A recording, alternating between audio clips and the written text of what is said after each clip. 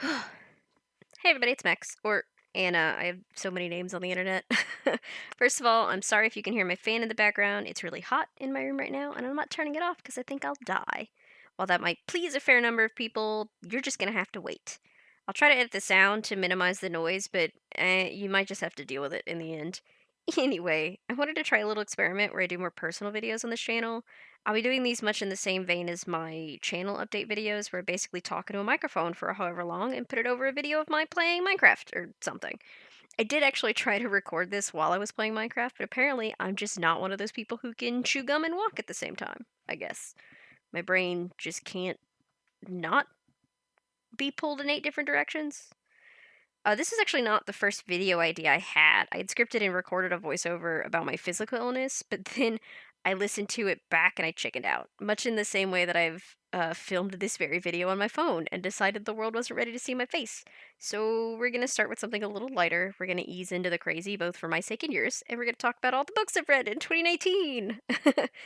So this was the year I rekindled my love of reading. I was telling a friend of mine the other day that reading was a kind of meditation for me. I can never truly meditate because I'm always in my own head. It's part of my insomnia. I just can't stop thinking. But like movies and TV shows, books are like an escape from that. So I set myself the goal of reading 2 books a month, which is basically 24 books this year. And we're halfway through March and I've already read 14 books. I did not anticipate being unemployed this long or having this much free time on my hands. And if you think we're not going to talk about all 14 of these books, you weren't listening earlier. These are all sci-fi and fantasy books. That's pretty much all I read, with the exception of a nonfiction book here or there. I'm trying to branch out into other genres, but I haven't yet. Before I get started, I should probably break down my rating system. I rate books 1 to 5 stars with none of the decimal stuff, like nothing is a 2.5 stars or whatever. 1 star means I hate this book. I'm surprised I even finished it. I would not recommend. I want back the time I wasted even reading this book.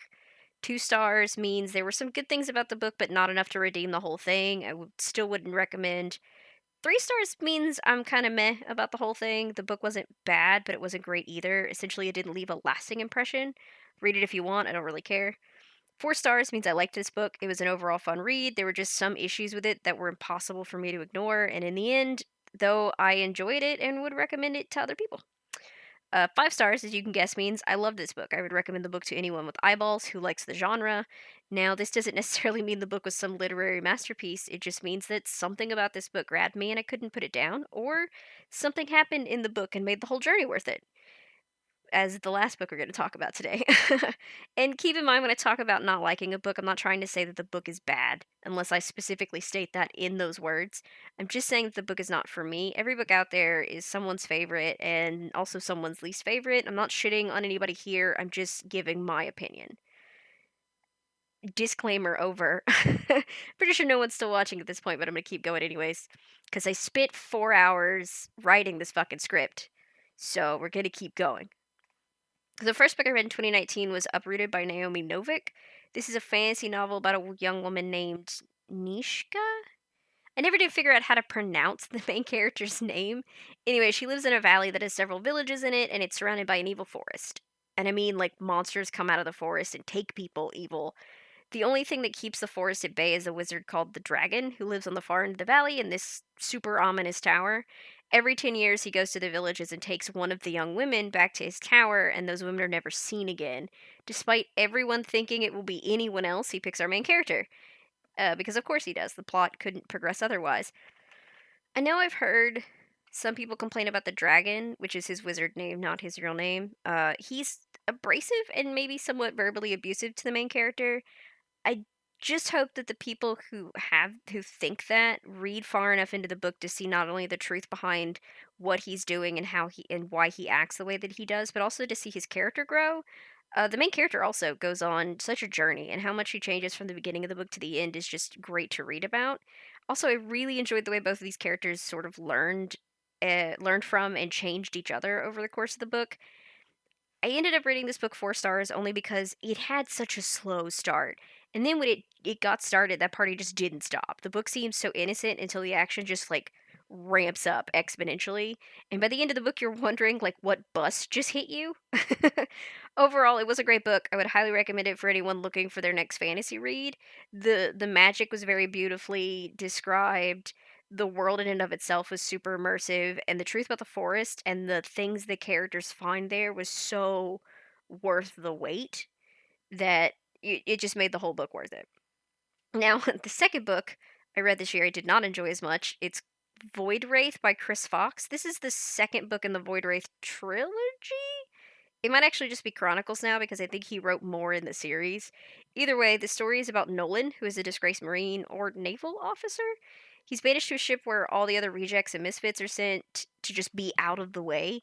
And on what seems like a routine mission, they discover some secret plot that goes all the way to the top of every government and might involve some ancient race that no one believes exists.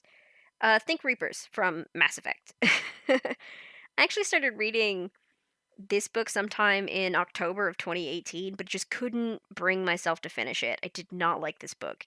Even 2 books in, I feel like I don't know the characters, and when something bad happens to them, I don't feel bad for them because I haven't gotten the chance to get attached to them.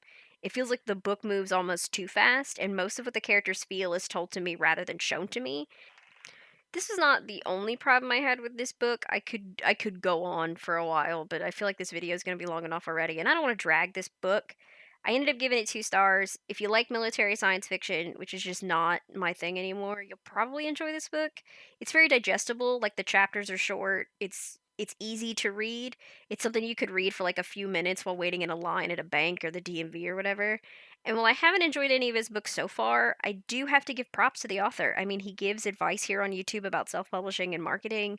Even if I don't like his books, the man's got some hustle, so kudos to him for that. And his library is big enough that I'm sure if I dug deep enough, I would find something that maybe one day I could enjoy. Book number 3 of 2019 was The Hunger Games by Suzanne Collins. For those of you who have been under a rock, this book is about a girl named Katniss Everdeen. She lives in a world where a majority of people are poor and oppressed. They live in districts and toil away for people who live in the capital. Every year they do this thing called the Hunger Games, where a boy and a girl are chosen from each district to compete in a game of death, where a fuck ton of people enter a twisted ass arena and only one survives. Katniss volunteers for her baby sister, and shit just kind of gets crazy from there. I watched the movie long before I read the book, and I didn't hate it exactly. I just felt like there were things that would have been better explained in the book, but I was going through this phase where I just didn't like dystopian. I don't have to look far from reality to be miserable, so I don't really need it in my books. But in January, I got a free trial to Kindle Unlimited, and this was one of the books featured, so I gave it a shot, and surprisingly, I liked it. This book definitely shows how words, or just the written medium, can drastically alter the way you view a character. In the movie, because you don't get Katniss's internal thoughts and dialogue, it's very hard to like her character. It seems like bad acting, but when you read the book, you see just that's just the way Katniss is. Because of her upbringing and her experiences, she is this sort of like cynical, close-off person who really only cares about one thing, and that's her sister. In the end, I gave this book 4 stars, but I don't think I'm going to continue the rest of the series. If only because I've seen the second and third movies and I just don't feel like the books are going to add that much to them. I'm not ruling it out entirely, but I'm not going to put them at the top of my TBR. My to be read list. I continued down the Kindle Unlimited rabbit hole because I was determined to read as many books as possible in my 30-day trial, and I found the Paper Magician series by Charlie N. Holmberg. This is the Paper Magician, the Glass Magician, the Master Magician, and then there's a spin off called the Plastic Magician. The first 3 books follow the main character, Sigourney Twill, who has just finished her education at a prestigious magic school. Though she dreams of being a smelter, a magician who works with metal, she's assigned as an apprentice to a folder, who's a magician who works with paper, and it's the eccentric Emery Thane. The trilogy follows her as she furthers her education and, nearly dies a few dozen times. I mean, like, someone steals her teacher's heart, literally, like, physically rips it out of his chest. Some dude blows up a factory. It's a crazy adventure. And the thing that drew me to this book series was the way the magic works. It's set, I think, in early 1900s London. I don't know, the light bulb is like a new thing, I think. And the way magic works in this world is that you're bonded to a particular man made material and you can't work magic with any other material. So our main character works with paper. One of her friends is a gaffer, a magician who works with glass, and they can do all sorts of things. They travel and communicate long distances through mirrors. Smelters can enchant bullets so they never miss their target. Sini at some point creates a paper heart to keep her teacher alive. And they're magicians who use blood as their material. It's just a very interesting concept. I gave the three main books in this series 4 stars. I very much enjoyed them. It only took me a day each to read them.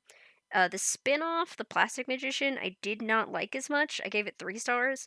I think it was written at a time when the author was still trying to figure out a new idea for a series.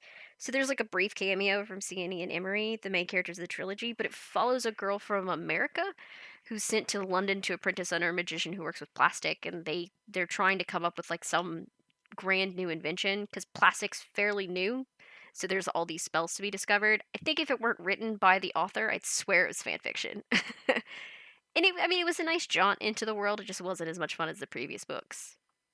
I also read another book by Holmberg called Magic Bitter, Magic Sweet. It's about a woman who's a baker in what I think is a medieval setting.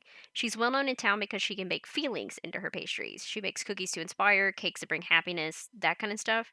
She seems fairly normal aside from that, and the fact that she can't remember anything of her life before she showed up at this village a few years ago. Things get weird and dramatic when a group of raiders trash the town and take her along with many other townfolk as slaves. They end up selling her to this crazy person who seems to know who she really is, and she gets help from a weird angel looking dude. It was interesting. This is another 4 star book. The journey the character goes on was just so interesting. And the truth about who she was made the ending not only surprising but very satisfying. It's just another easy read. I'm learning I think that I'm just trash for simple, easy books like this, and I super enjoy this author's work. She has a new series out that I intend to read sometime soon after I get through my current backlog of books that I keep swearing I'm gonna finish. Now, the next 2 books I found when continuing down the Kindle Unlimited rabbit hole, so don't judge me. Or judge me. You really can't be more judgmental of me than I am of myself. The next one is called The 100th Queen by Emily R. King. This is the first in a 4 book series. Our main character, Kalinda, I think, she's a sickly girl who believes she's going to spend her entire life secluded in prayer in this sort of convent that trains girls to be either highly regarded servants, courtesans, or wives, like well known, famous, wealthy people, that kind of stuff. Everything changes though when she's selected by the tyrant's king to be his next wife, and it's not that simple.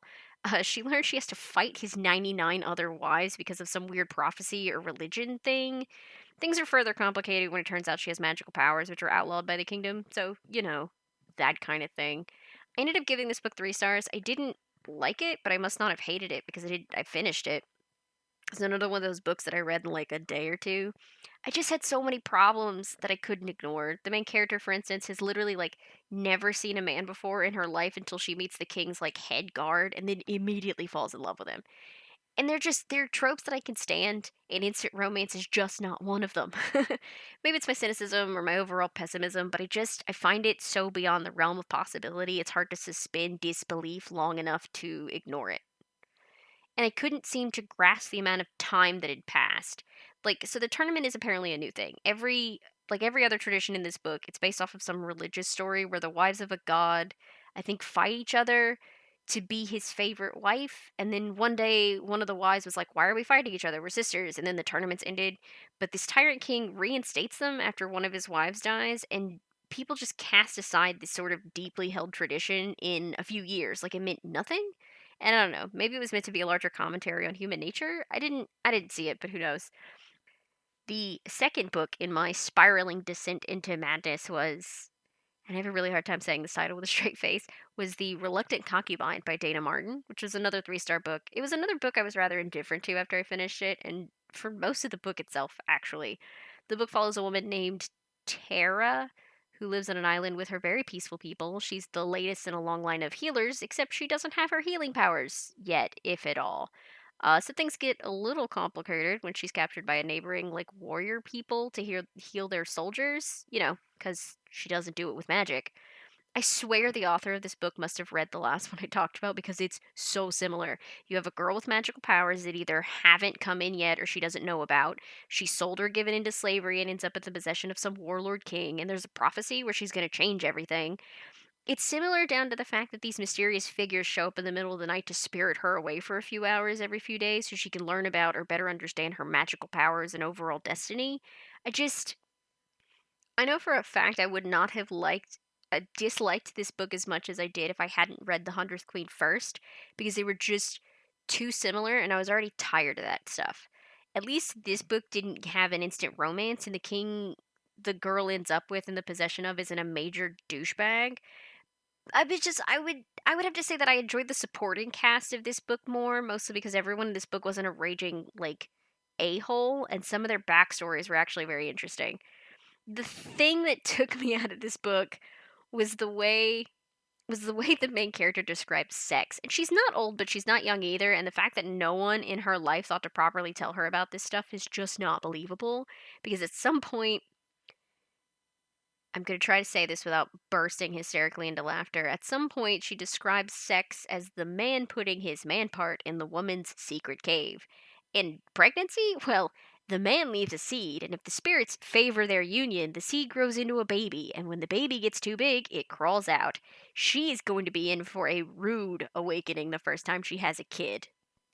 To be honest, that was like a genuinely hilarious moment in an otherwise unremarkable book. I'm very certain that I'm not the target audience for a book like this. Both of these books and their sequels, though, are very highly rated by the people who have read them and like them, and they just weren't my thing. Like they were just my punishment for reading whatever Amazon was recommending to me after the Paper Magician series. Now, finally, after like 3 or more years of people recommending this book to me, read The Name of the Wind by Patrick Rothfuss. This book follows a man named Quoth. I'm actually probably horribly mispronouncing that, but he's lived this like legendary life that people tell as stories and rumors. He's just a larger than life character, but now he's an innkeeper in the middle of nowhere, just minding his own business under a fake identity. And the book is him telling his story to a chronicler, a dude writing it down over like 3 days. The Name of the Wind is the first day, A Wise Man's Fear is the second day, and the third book, which is presumably the third day, it's not out yet.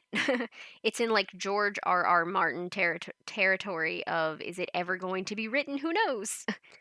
I I always have an anxiety around reading books that friends recommend to me because I feel almost obligated to like that book as much as that person did.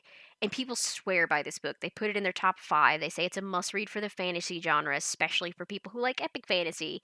And it just while I enjoyed this book, it's not my favorite. It was actually really hard for me to get through a good portion of this book because we follow nearly every step of Kvothe's journey from the time he's a little kid, and we end up with him partway through his education at this university that only like the best people get in to learn magic. And I do have to say, this book was written in a very unique way. For the brief moments that we cut back to the tavern where Kvothe is just hanging out with the chronicler and his student slash employee, I have no idea who or what he is yet. But during those points, the book is written in third person, and when Kvothe is telling his story, it goes back to first person, so he tells it with all like the flavor of his personality and stuff like that. And it was the mysteries that were teased during the third person parts of the book that really kept me going. I was ready to put the book down until he finally got the idea to go to the university, because that's when it got interesting to me, because that's when we started making progress towards a discernible plot in the book. We started like actually moving towards the things that were teased at the beginning and in the interlude moments of the book. And I do agree that this is a must read for epic fantasy lovers. The magic system is very unique. The characters are all fantastic in their own ways. The world is vast and immersive, and I like it, but I gave it 4 stars instead of 5 because for me it was just so hard to discern where the plot was going entirely. It felt like the beginning of a very character-driven novel, much like the Game of Thrones books, which I have a very complicated relationship with, and I didn't like Quoth enough at first for him to carry the book for me. Once he got to the university and started like regularly interacting with other people and the book had a clear direction, I couldn't put it down. It took me like a month to get through the first half of the book and then 4 days for me to finish it. And it's nearly 700 pages. I might pick up the sequel eventually, but I'm currently unemployed, have no money, so unless someone sends it to me, that's not going to happen anytime soon. If you've held on this long, I promise we're almost done. Just 3 books left. And the next 2 are actually from an author that I instantly buy.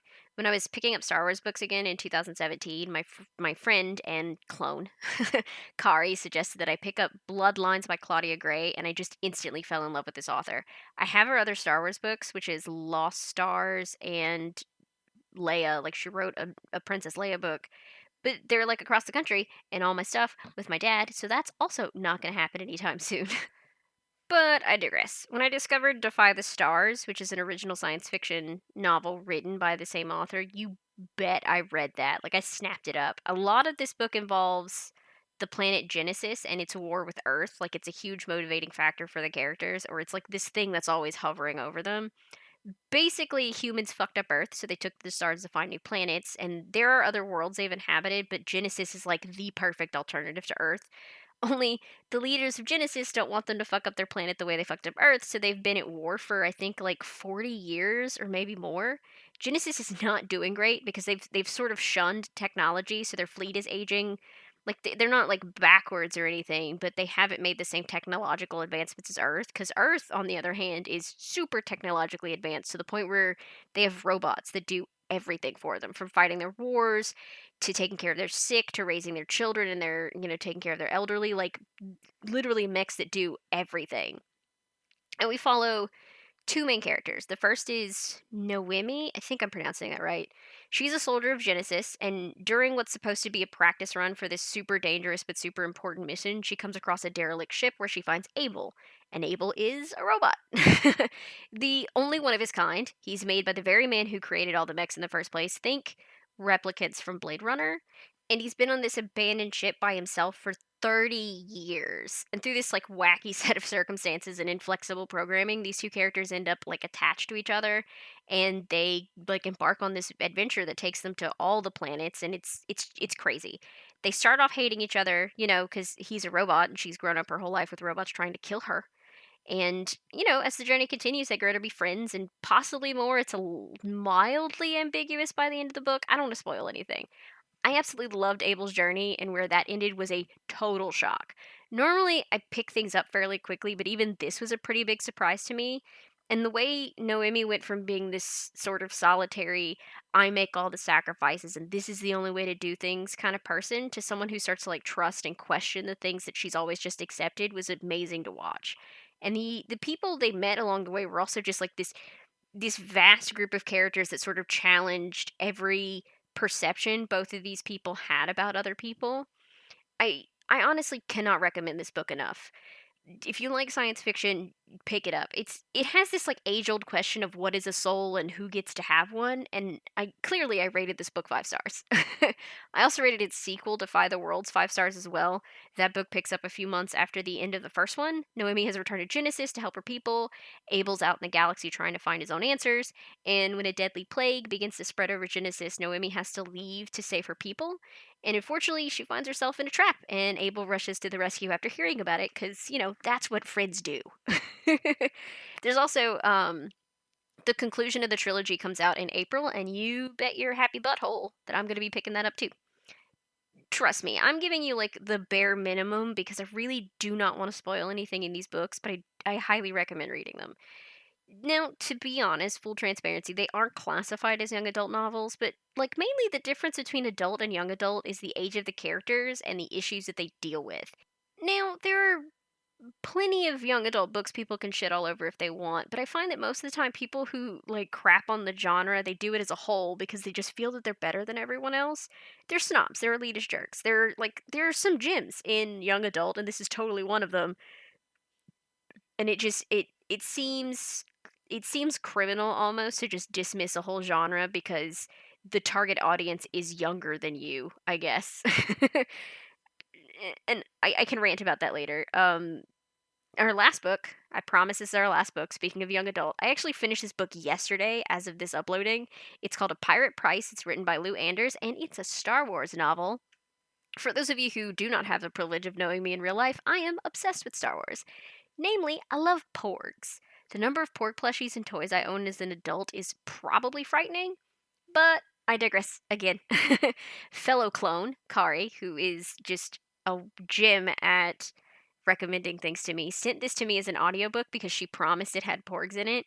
Pirate's Price is actually Hondo Ohnaka from the Clone Wars show and the like other expanded universe things that he's in.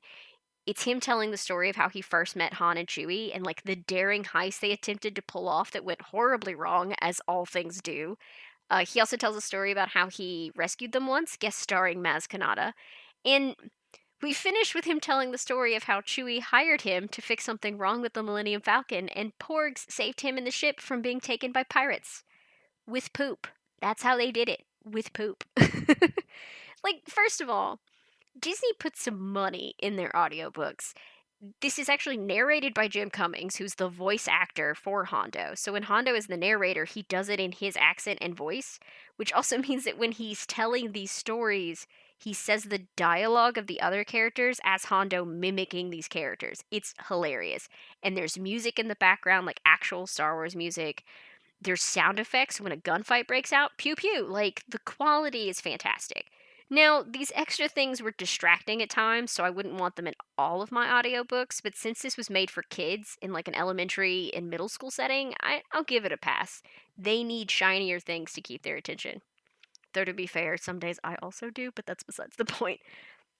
I seriously rated this book 5 stars because the shenanigans were just great, especially as told by Hondo. Like, even though it took the book almost 4.5 hours to Porg, it was worth it. Floppy the Porg, Snappy the Porg, Hondo's little Porg army just jumping on consoles and pooping on people. I was here for it. It was the best. And yeah, that's it. Like, that's everything I've finished so far in 2019. I'll link all the books down below that I read just in case you want to like look into any of them yourself. I have a long list of books I want to read, but I'm having a really hard time trying to decide what to read next. So if you have any ideas or suggestions, leave them in the comments or, at me on Twitter at MaxPilot. I know this is probably a long video, and thanks to anyone who like stuck around this long.